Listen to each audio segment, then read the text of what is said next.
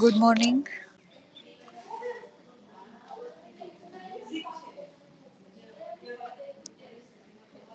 બધાને પીડીએફ તમારી ટીમમાં મળી ગઈ હશે. Lesson number 7. It's a poem. We are going to discuss this poem today. બધાને ખબર હશે કે આપણા સિલેબસમાં પ્રિલ્યુડમાંથી લેસન નંબર 1, 2, 3, 4 અને 7, બરાબર, આ 5 જે લેસન્સ છે આપણા સેમેસ્ટર.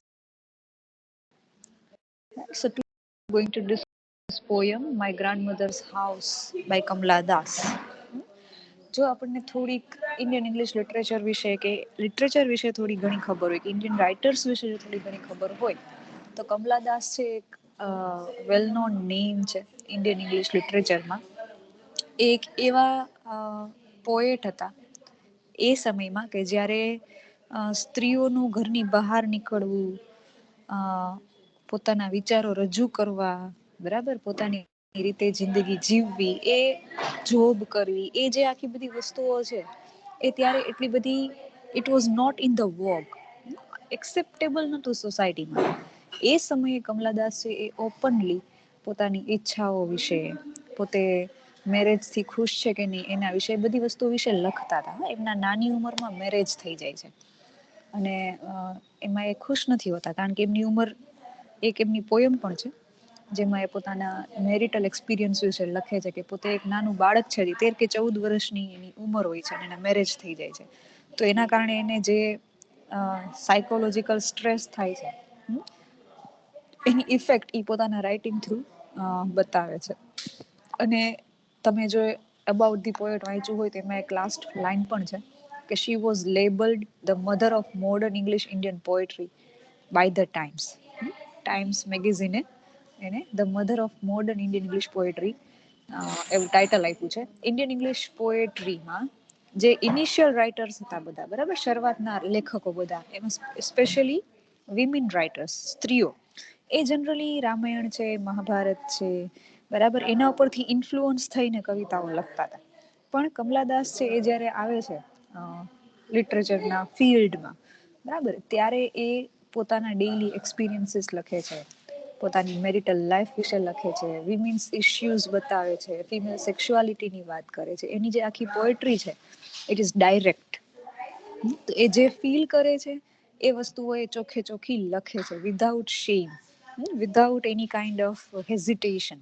એટલા માટે એમને એક ઓપન સ્પોક્સ પર્સન તરીકે પણ ઓળખવામાં આવે છે કારણ કે એમનું જે કાંઈ પણ વર્ક છે એ ડાયરેક્ટ છે, ડાયરેક્ટ ખૂચે એવું. તો એના હસબન્ડ છે, એના ફેમિલી મેમ્બર્સ, એમને આ ગમતું નહોતું કે આવી રીતે કોઈ સ્ત્રી છે એ પોતાનો પગ આ રીતે બહાર કાઢે અને આટલું ખુલ્લું કંઈક બોલે. જે અત્યારનો આપણો સમય છે અને અત્યારે તમે જે સ્ત્રીઓને જોવો છો જે પોતાના ફિલ્ડમાં આગળ વધે છે, પોતાની રીતે લાઈફ જીવે છે, એ સમયમાં એ કમલાદાસ જ્યારે પોતે રાઇટર હતા અથવા તો જ્યારે એમણે લખવાનું શરૂ કર્યું ત્યારે આવો સમય નહોતો એમની પાસે. આ અલાઉડ નહોતું સોસાયટીમાં આવું કાંઈ પણ કરવું. તો એક કરિયર બનાવવું એઝ અ રાઇટર એ પણ બહુ દૂરની વાત હતી. એ સમય એક વોઇસ તરીકે આવે સોસાયટીમાં. તો એક વેલ નોન નેમ છે અને બેઝિકલી એ મલયાલમ હતા. તો એમની જે કાંઈ પણ વર્ક હતું એ મલયાલમ અને ઇંગ્લિશ બંનેમાં જોવા મળે છે. માધવીકુટ્ટી એમનું ઓરિજિનલ નામ હતું, બરાબર. If you want to know more about her you can Google about her. પણ બહુ જ ફેમસ રાઇટર છે અને એની બધી જ મેજોરિટી પોયમ્સ છે. એમની એક ઓટોબાયોગ્રાફી પણ છે, બરાબર. ઓટોબાયોગ્રાફી ટાઈપનું એક વર્ક છે જેમાં એ પોતાના દરેક એક્સપિરિયન્સને ઓપનલી, જેમ મહાત્મા ગાંધી કેમ પોતાની ઓટોબાયોગ્રાફીમાં બધું લખે છે ઓપનલી, સેમ વે કમલાદાસે પણ પોતાના વિશે લખેલું છે. એમના નાનપણથી લઈ અને બધું જ, કે કઈ રીતે મેરેજમાં એ સફરિંગ એને સહન કરવું પડે છે, બધી જ વાતો એમની ઓટોબાયોગ્રાફીમાં પણ છે ને કવિતાઓ સમયાંતરે આવતી હોય છે. હવે આજે આપણી પોયમ છે માય ગ્રાન્ડ મધર્સ હાઉસ, એમાં જે સ્પીકર છે એ બે જગ્યાએ ફ્લક્ચ્યુએટ થાય છે. એક એનું બાળપણ, બીજું એનું એડલ્ટહુડ. અને એ જે સ્પીકર છે એને આપણે કમલાદાસ સાથે રિલેટ કરી શકીએ, બરાબર. શું કામ? કારણ કે તમે જો આખી તો તમને ખબર પડશે કે આમાં જે કંઈ પણ વાત છે એ કોઈ એવા વ્યક્તિની વાત છે કે જેણે ગ્રેજ્યુઅલી પોતાનું જે બાળપણ છે એ ગુમાવી દીધું. શું કામ ગુમાવ્યું? Because of marriage, because of forced relationships, કે જે એમને નહોતું કરવું એમને કરવું પડ્યું. એટલા માટે થઈને એની જે બાળપણની જે આપણે કહીએ ને જીવંતતા હતી એ ગુમાવી દે છે. તો આપણે પહેલા એક વખત પોયમને શાંતિથી લાઈન ટુ લાઈન એક વખત વાંચીએ. કોઈ પણ પોયમને સમજવા માટેનું સૌથી પહેલું સ્ટેપ એ છે કે તમે આખે આખી પોયમને શાંતિથી વાંચો. તો આપણે પહેલા વાંચીએ છીએ, પછી આપણે એના ડિસ્કશનમાં જઈએ. બીજી વસ્તુ કે આ ફ્રી વર્સમાં પોયમ છે, એટલે અહીંયા ક્યાંય પણ તમને રાઇમ સ્કીમ નહીં જોવા મળે. બરાબર, માત્ર તમારે એની થીમ જોવાની છે અને એમાં જે કાંઈ પણ આઈડિયાઝ અને ડિસ્કસ કર્યા છે એ જોવાના છે. અહીંયા કોઈ રાઇમ સ્કીમ નથી. રાઇમ સ્કીમ હોય તો જે છેલ્લા શબ્દો હોય ને એ એકબીજા સાથે રાઇમ થતા હોય. રાઇમ થતા હોય મતલબ એનું ઉચ્ચારણ છે એ કોઈક ને કોઈક પ્રકારે એક સરખું થતું હોય. પણ અહીંયા એવું કંઈ નહીં મળે, કારણ કે આ ફ્રી વર્સ છે, આમાં કોઈ રાઇમ સ્કીમ નથી. વાંચીએ છીએ આપણે. There is a house now far away where once I received love. That woman died. The house withdrew into silence. Snakes moved among books I was then too young to read, and my blood turned cold like the moon. How often I think of going there, to peer through blind eyes of windows, or just listen to the frozen air, or in wild despair pick an armful of darkness to bring it here to lie behind my bedroom door like a brooding dog. You cannot believe, darling, can you, that I lived in such a house and was proud and loved? I, who have lost my way and beg now at strangers' doors to receive love, at least in small change. એક વખત તમે આખે આખી poem વાંચો છો તો એક જ વખત વાંચતા એક જનરલ આઈડિયા તમને આવતો હોય છે. બરાબર, મેં આ પોયમ એક વખત વાંચી તો મને એક જનરલ આઈડિયા આવ્યો પોયમ વિશેનો. તમને લોકોને આવ્યું? તમે પણ મારી સાથે વાંચી હશે ને આખી પોયમ, મેં જ્યારે વાંચી ત્યારે. તો કોઈ જનરલ આઈડિયા તમને લોકોને આવ્યો અહીંયા પોયમ વાંચતા? અબાઉટ ધ પોયમ જે લખેલું છે એમાંથી વાંચીને નથી કહેવાનું, તમે પોતે પોયમ વાંચો છો ને તમને શું આઈડિયા આવ્યો વાંચતા બધી લાઇન્સ? ચાલો, કોણ બોલશે?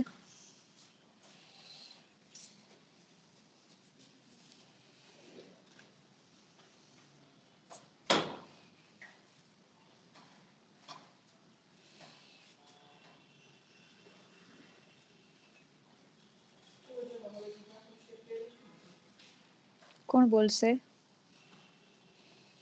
જે ગ્રેજ્યુઅલ ડેવલપમેન્ટ છે, કે અહીંયા ભૂતકાળની વાત કરે છે, પછી એ પોતાના પ્રેઝન્ટમાં આવે છે.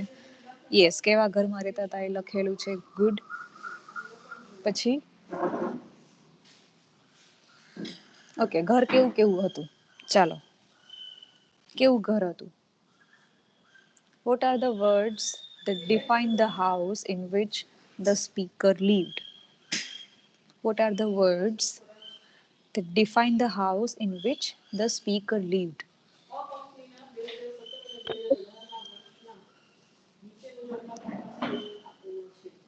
Yes, anyone wants to speak?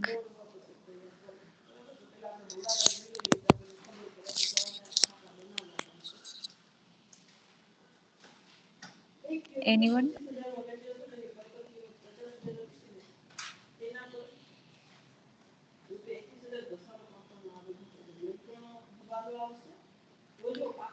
Anyone wants to speak? Okay, only Heath is answering my question. Snakes moved among books. Good. House withdrew into silence. Okay, when did the house withdrew into silence? There is a line which says the house withdrew into silence. Withdrew મતલબ થઈ ગયું, બની ગયું. કેવું થઈ ગયું? શાંત થઈ ગયું. ક્યારે શાંત થઈ ગયું ઘર? When did the house withdrew into the silence? When the woman died. Okay, તો જે એ ઘરની જે woman હતી, when she died, the house withdrew into silence. હવે can you guess who would be this woman? Who would be this woman? Can you guess? The woman who died and because of which the house withdrew into the silence. Who was this woman who died? It is the grandmother. Okay, poet na grandmother. When she died, the house withdrew into the Silence. Then she moves on to describing the house. What were the things that were there in the house? So she says there were snakes who moved among books. Then I was then too young to read. તો આ એ સમયની વાત છે કે જ્યારે એમને હજુ વાંચતા પણ નહોતું આવડતું. રાઈટ, આપણે પણ આપણા દાદા દાદીના ઘરે જેમ જતા હોય વેકેશન માટે, same way she is recollecting her experience of living with her grand parents. કે ભાઈ there were so many books, there were snakes who moved among books. મતલબ કે એ જ્યાં પણ રહેતા હશે, it would be very rustic area, એકદમ rustic એરિયામાં ક્યાંક રહેતા હશે કે જ્યાં સ્નેક્સ છે, એનિમલ્સ છે, બર્ડ્સ છે, એ બધું જ એકદમ કોમન હશે. રસ્ટિક ઓર આપણે એમ કહી શકીએ એકદમ જ રૂરલ, કે જ્યાં એમને આ બધું જોવા મળતું હતું. But she was too young and my blood turned cold like the moon. ક્યારે એનું લોહી છે ઠંડુ પડી જતું? When she saw the snakes. How often I think of going there. હવે જે અહીંયાથી લાઈન શરૂ થાય છે, how often I think of going there, એ હવે એ વ્યક્તિ બોલે છે કે જે અત્યારે એડલ્ટ બની ગયું છે. જે ઇનિશિયલ લાઇન્સ છે, there is a house now far away where once I received love, that woman died, the house withdrew into silence, snakes moved among books, I was then too young to read, and my blood turned cold like the moon. તો જો જ્યાં full stop આવે છે એ first stanza થયો, બરાબર? તો પોયમનો જે first stanza છે એમાં પોએટ છે શું કરે છે? The poet is describing how she loved her grandmother's house. She was very much younger, and when she lived there, she rejoiced everything there. But when her grandmother died, the house became silent. There was no one who would love her back. મતલબ કે એનો પોતાની દાદીમા પ્રત્યેનો જે પ્રેમ છે, that is shown in these lines in the first stanza of the poem. Now let us move on to the second stanza. હવે જો second stanza જે છે એ શરૂ થાય છે અને લાસ્ટ લાઈનમાં પૂરો થાય છે. Right, there is no full stop in between. So it is continuing. Okay, તો કન્ટિન્યુઇંગ છે બટ દેર આર કોમાસ. જ્યાં જ્યાં કોમા છે ત્યાં આપણે એ આઈડિયાને સ્ટોપ કરીને સમજવું. ફોર એક્ઝામ્પલ, સેકન્ડ સ્ટાન્ઝા શરૂ થાય છે, how often I think of going there, to peer through blind eyes of windows or just listen to the frozen air. ઘણી વખત એને વિચાર આવે છે કે I should go back to that house, કે જ્યારે પોતે એક બાળક તરીકે, when she peered through the blind eyes of windows. Window blinds તમને બધાને ખબર હશે, આપણે એક પડદા તરીકે રાખતા હોઈએ, બરાબર? તો ત્યાંથી એ જ્યારે જોતી બહારની દુનિયા તો એને મજા આવતી હતી. તો she is recollecting that experience. અથવા તો just listen to the frozen air. એ એના દાદીના ઘરે જે રમતી હતી, ત્યાં જે પોતે બધાને મળતી હતી, જોતી હતી, ઘરની અંદરથી બહારની દુનિયાના જે કાંઈ એને સપના હતા કે ભાઈ બહાર આવા લોકો હશે. જો આ માત્ર એવું નથી કે બારીની બહાર જવું, મતલબ it is not physical, it is something philosophical. આપણે અમુક સપનાઓ વિચાર્યા હોય અમુક ફિલ્ડ વિશે, આપણી જિંદગી વિશે, પણ એકચ્યુઅલમાં તમે જ્યારે એ સ્ટેજ ઉપર પહોંચો છો ત્યારે એવું જ તમને મળે છે કે નહીં? That is peering through blind eyes of windows. Or in wild despair. Despair મતલબ દુઃખ. Pick an armful of darkness to bring it here to lie behind my bedroom door like a brooding dog. આ જે memories છે એને એ કે જેમ મારા ઘરમાં મારો ડોગ બેસે છે એ રીતે મને એવું મન થાય છે કે હું આ બધી જ મેમરીઝને કલેક્ટ કરીને મારા બેડરૂમ ડોરની પાસે મારો જેમ ડોગ બેસતો એમ હું એને રાખી દઉં, ભેગી કરીને ક્યાંક સાચવી દઉં, સંઘરી લઉં, એવું એને મન થાય છે. You can not believe darling, can you, that I lived in such a house and was proud and loved. You cannot believe darling. હવે જો અહીંયા જે વર્ડ આવ્યો ડાર્લિંગ, એના ઉપરથી આપણને ખબર પડે છે કે શી ઇઝ એડ્રેસિંગ સમવન. અત્યાર સુધી આપણને એવું હતું કે આ જે પોએટ છે એ એકલી એકલી જ વાત કરે છે, બટ ના, she is not alone, she is addressing someone. મતલબ કોઈકને કહે છે એ. એનું જે ડાર્લિંગ છે એ ડાર્લિંગ એનો હસબન્ડ પણ હોઈ શકે છે, એનું ફ્રેન્ડ પણ હોઈ શકે છે, અથવા તો એવું કોઈ વ્યક્તિ કે જેને પોતાની મેમરીઝ છે શેર કરવા માંગે છે, કોઈ પણ છે, એને એ કહે છે કે you can not believe that I lived in such a house. આવું એક મારું ઘર હતું and was proud. આ ઘરથી મને ગર્વ હતો. જો ભલે ત્યાં સ્નેક્સ હતા, there was wild despair, there were not so many things that I have right now, but still I was proud of that house. And I loved that house. અને એ હાઉસમાં એને પ્રેમ પણ મળતો હતો અને પોતે પણ એ ઘરને પ્રેમ કરતી હતી. તો this is a 2 way process. તો આ જે કહે છે એનો મતલબ શું છે કે અત્યારનો જે સમય છે એમાં એને આ જે એક્સેપ્ટન્સ છે એ નથી મળી રહી. એટલે એ પોતાના રીડરને અથવા તો જે કોઈ પણ એને સાંભળી રહ્યું છે એને કહે છે કે when I lived in my grandmother's house I was proud and I loved being there and they all loved me but I who have lost. હવે આ જે છે એની પ્રેઝન્ટ વાત છે, બરાબર, કે અત્યારે એની શું હાલત છે. તો જે આ 3 ડોટ્સ આવે એને આપણે એલિપ્સિસ કહીએ, બરાબર. તો એલિપ્સિસ પછી જે લાઈન છે આખી આખી, I who have lost my way.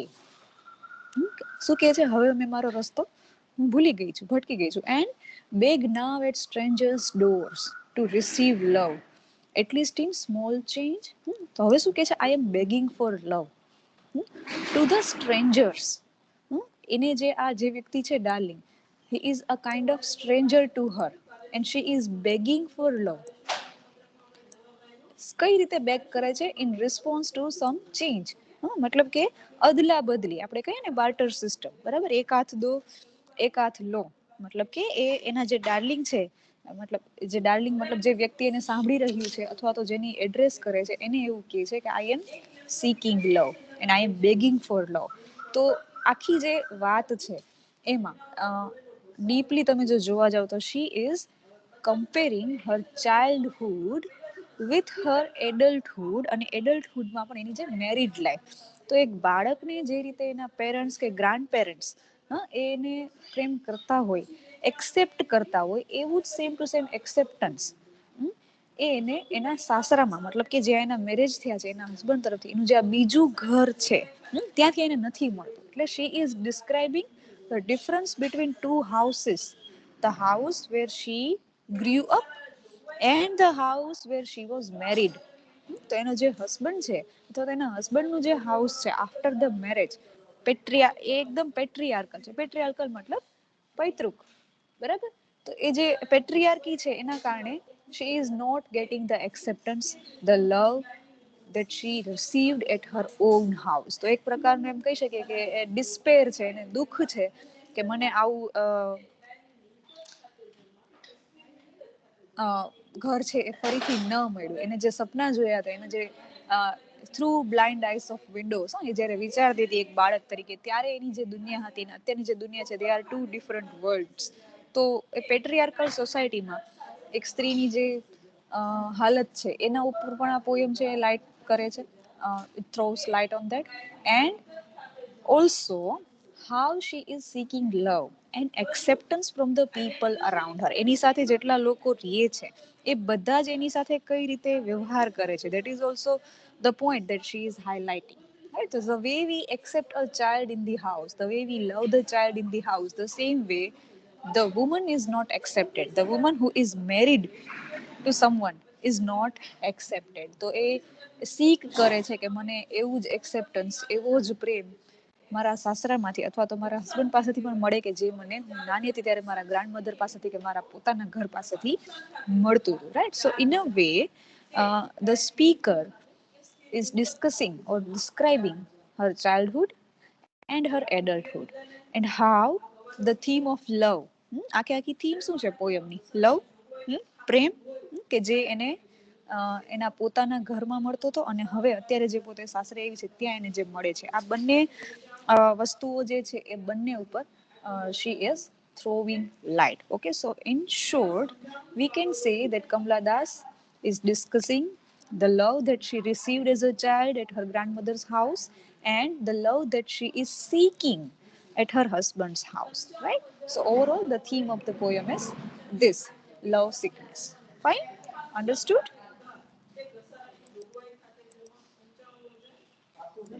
Any questions? It's a very simple poem.